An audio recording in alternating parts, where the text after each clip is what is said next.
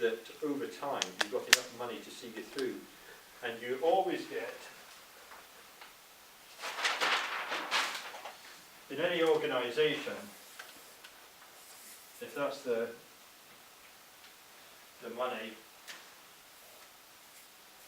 and that's time, you always, if that's so that's 0, you'll always find you might put some money into your business, but very quickly you spend it, and it therefore takes a long time for you to start making any money. And the planning process and the financial forecasting will help you identify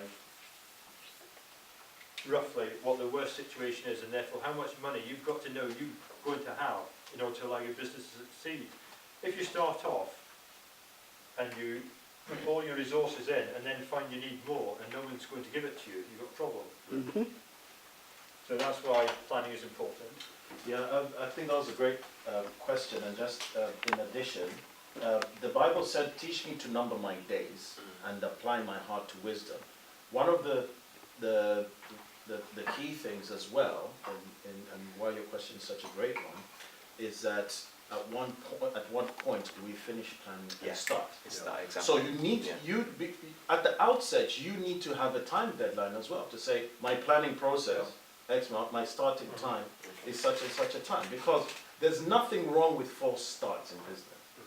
You have to remember that, because a lot of time we're actually scared of false starts. What if I start and it doesn't work? There's nothing wrong with that. Somebody said it takes 20 years to become an overnight success. Right? Not that it's going to take us 20 years, but the essence of that is saying the 20 years is essentially some of those false starts that you learn from. Because as an entrepreneur, there's no such thing as failure. There's only learning experiences. So set a deadline. My planning time will be this long.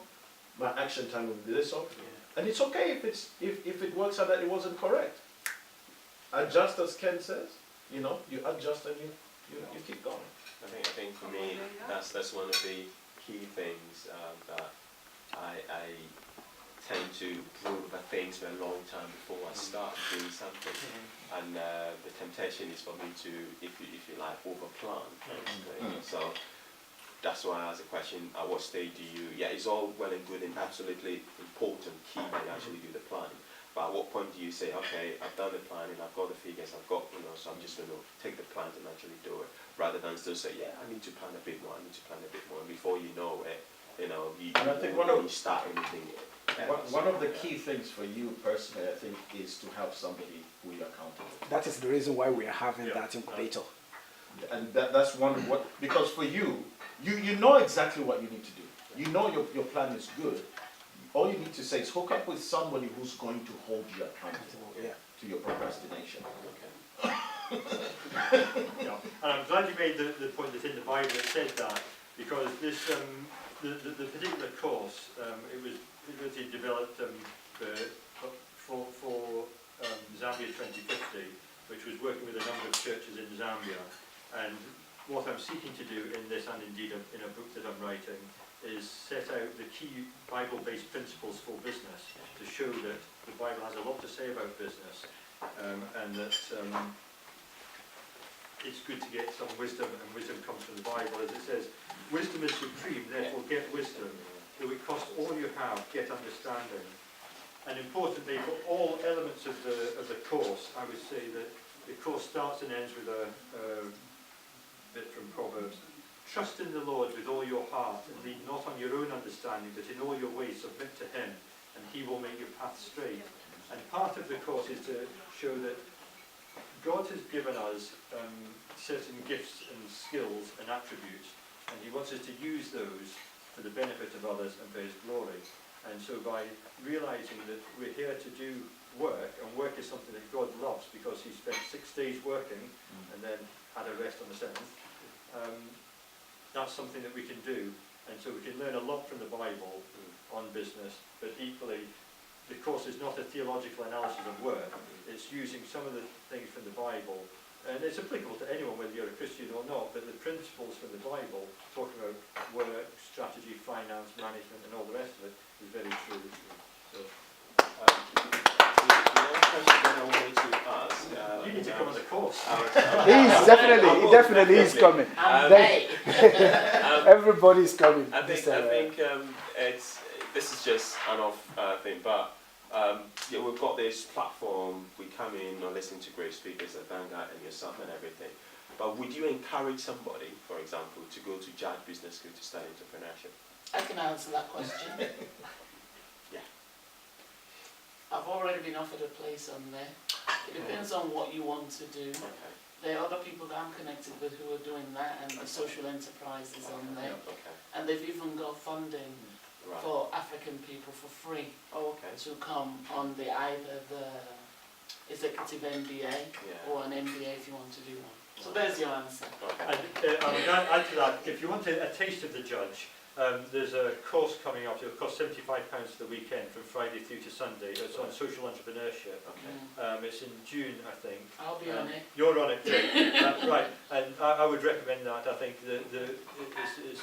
it's next to nothing. Yeah. You pay £1,000 to go on a Judge MBA. Yeah. I used to help run and develop courses for the Moller Centre up at Churchill College, and we interacted with a number of organisations within the university. But the Judge is very good, but a full-time course is only for some people and for certain things. I would say if you want a taste of it, and especially if the businesses you're developing are going to be ultimately of some purpose in society, whether it's directly or through what you're going to be doing with it, potentially earning money and then developing a social-based organisation, I would get on that course in June if the space is. So look it up, it's under the, to be on under the social... I mean, the reason why I've asked that is, I mean, if you look at people who've actually been successful, entrepreneurs and all that, a lot of them have not actually been to formal environment to study. So I quite like what we're doing here, because then, but to think of actually taking a step and actually enrolling in the formal education where you learn to actually do entrepreneurship, that's the reason why I wanted to. I would say the Judge Business School's MBA courses are somewhat different to a Saturday morning here, and they're very much in depth. And they are very good, but it's a different process. Can I just say that they have open days where you can go and spend the whole day at Judge and experience lectures of different sorts, so that you know a taste of what's to come. So I think they've got this program just coming up in the next couple of months. They're doing a master's, part-time master's degree in entrepreneurship coming up very soon. I did express interest, so I do get correspondences from them. So yeah, but I'm still thinking about it. So we'll see. Can I ask what those are?